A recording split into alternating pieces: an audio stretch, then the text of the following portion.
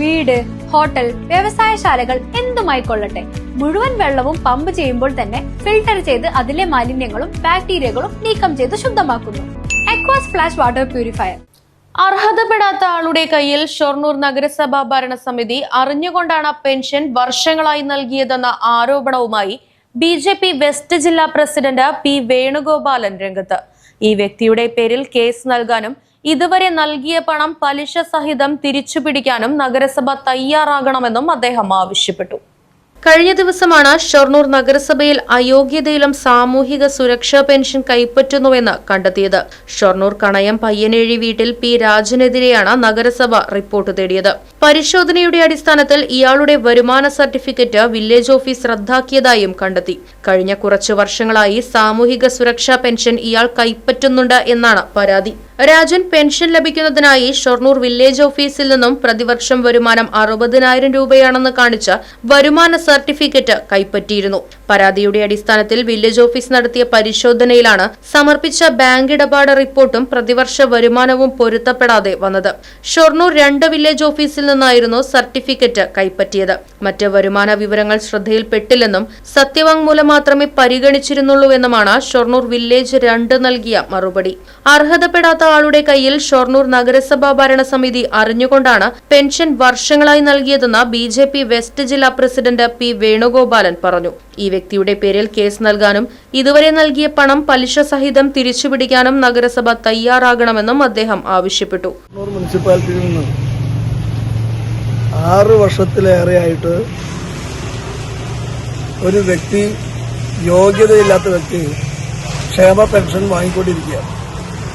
കഴിഞ്ഞ ദിവസം അത് മാർക്സിസ്റ്റ് പാർട്ടിയുടെ ഉള്ളിലുള്ള ഗ്രൂപ്പിസത്തിന്റെ ഭാഗമായിട്ട് ആ വിവരം പുറത്തു വന്നു.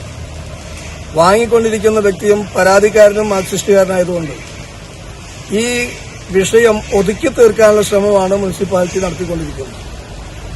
ഇത് ക്ഷേമകാര്യ സ്റ്റാൻഡിംഗ് കമ്മിറ്റിയിലെ ഈ വിഷയം ചർച്ചയ്ക്ക് വന്ന സമയത്ത് ഇനി മുതൽ കൊടുക്കാതിരിക്കുക എന്നുള്ള ഒരു ബാലിശമായുള്ള നിലപാടാണ് സ്റ്റാൻഡിംഗ് കമ്മിറ്റി എടുത്തത്.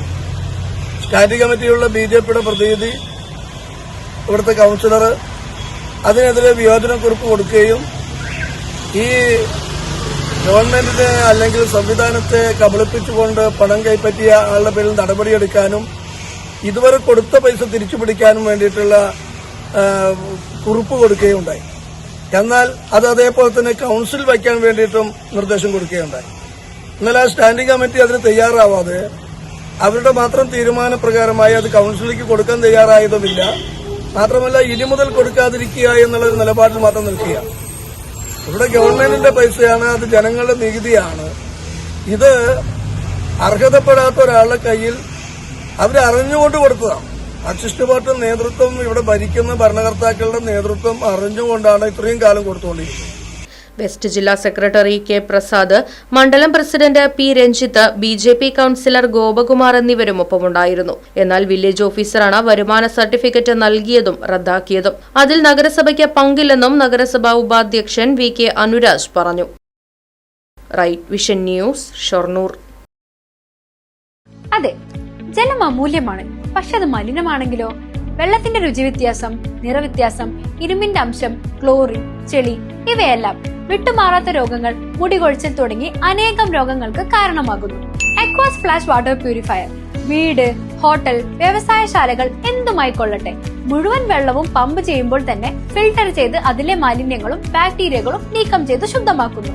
കൂടാതെ അടുക്കളയ്ക്കായി പ്രത്യേകം ഡിസൈൻ ചെയ്ത പ്യൂരിഫയറും ലഭ്യമാണ്. Aquas Flash. ഇനി ഓരോ ഡ്രോപ്പും crystal clear. Aquas Flash water purifier, main road, Chelakkara.